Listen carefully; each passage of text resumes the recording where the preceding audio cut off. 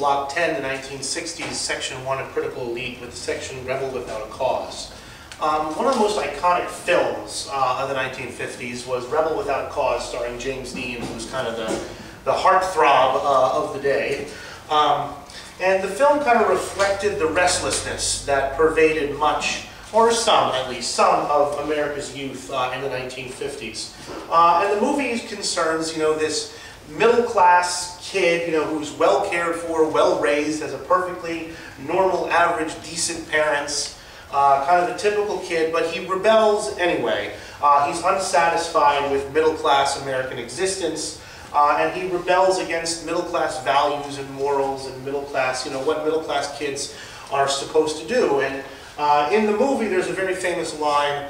Someone says to James Dean's character, says, what are you rebelling against? Like, what could you possibly be rebelling against? Because, that's the attitude of the generation of these parents, that the parents had lived through the Depression, the parents had lived through the war. That's when they grew up. So, when their children started rejecting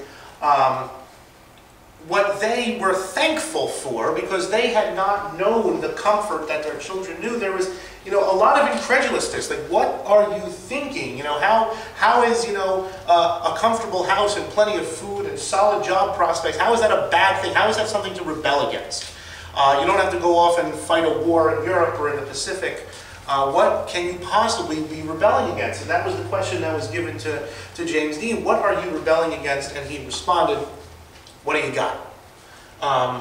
Implying that he would rebel against anything just for the sake of rebellion. And it became one of the iconic movies of the decade, of the 1950s.